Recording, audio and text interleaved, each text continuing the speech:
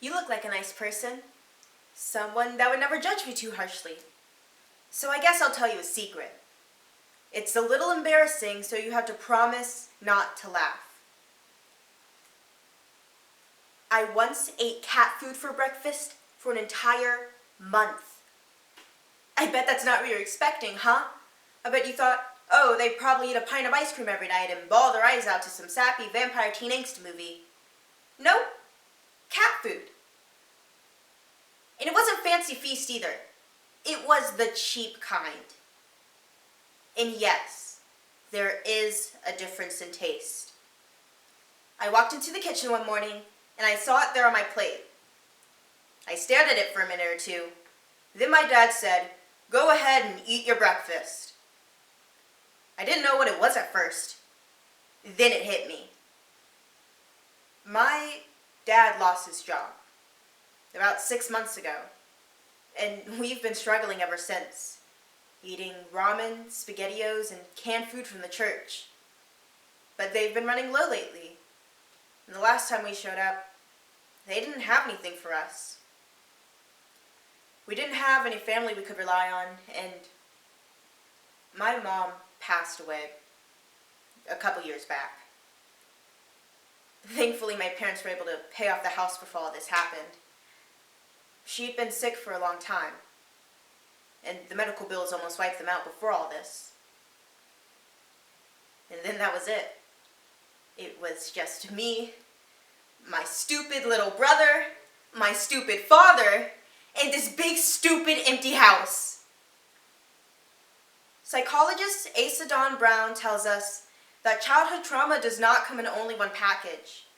There could be many sources of trauma in a young child's life, but among the most difficult to deal with is a child dealing with poverty and loss.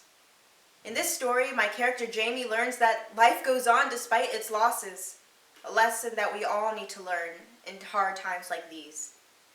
Please enjoy How to Eat Cat Food with Dignity by Clint Snyder. I guess my dad must have saw me staring because he got all defensive. He starts to talk a lot when he gets uncomfortable. Well, yeah, it's cheaper than normal food and it tastes just the same. Back in the army we ate all kinds of things, rats, dogs, whatever we could find. Besides, your brother Freddie seems to like it. I'm not eating it. It's humiliating. If Mom were here, she wouldn't make us eat it. I said sit down and eat. That was harsh for him. It caught me off guard. So I sat down and surrendered myself to the lumpy, oozing meat perfectly shaped to the can that it came from. It tasted surprisingly bland, like a bit of bad tuna mixed with wet chalk or maybe even sawdust. After the first couple of bites, it stopped tasting like anything. Then it went down a lot easier. My brother Fred likes to be called Freddy, and he has been Freddy for the past 3 Halloweens now.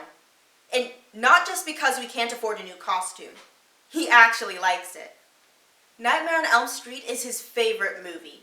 And while that might sound a little strange for a 7-year-old, Freddy's imaginative. And according to him, it's the best thing to be. He likes Freddy's ability to punish the wrongdoers of the town.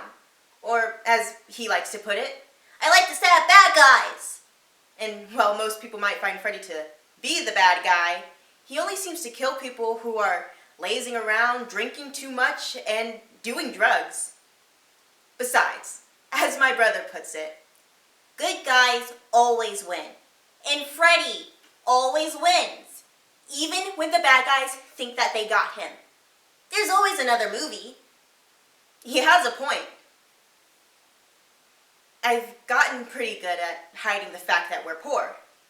If people want to come over, I just say that my parents don't like having people over at the house. Or that my house is just really, really dirty. Eventually, they cave, and we can go over to their house, where they have nice things like stuffed ravioli for dinner. Another very important thing to do when you don't have any money is brush your teeth. A lot. Even when you don't have any toothpaste, your teeth should look perfect. Smell is the strongest sense connected to memory. And if the kids at school remember you as a smelly kid, then they're not going to want to be your friend.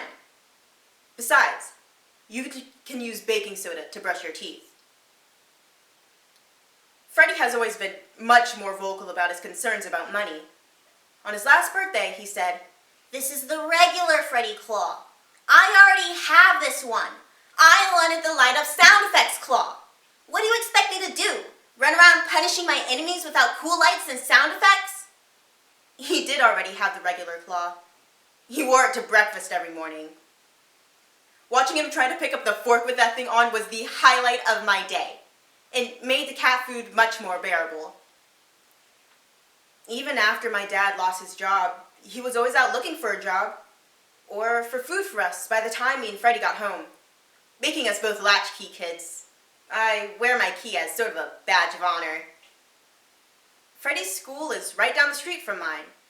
So after school, we meet up and we walk the 9 blocks home. So one day, like usual, we were walking home and Freddie was about half a block in front of me, attacking everything he could with his claw, which were mostly squirrels. Since he didn't get the light up sound effects claw, he provided his own sound effects. Schling, schling, you're dead now. The squirrels there were genuinely terrified. Freddie, Yeah, Jamie? my stomach hurts. I stopped. I could see he looked pale. I don't know why I didn't see it before. It's been hurting all day, but I didn't want to tell anybody because Dad says that hospitals are expensive, and that's where Mom, or she. I could feel the whole world slip away around us. I don't want to die, Jamie. His words hit me like a punch. That's not going to happen, Freddie. What happened to Mom, that was different. You should have told somebody. I don't know why I was yelling. That only made him cry more. I walked with him the 20 blocks to the hospital, screaming and crying all the way. The people at the front desk gave us a hard time for not having insurance, and they kept on asking me where my dad was.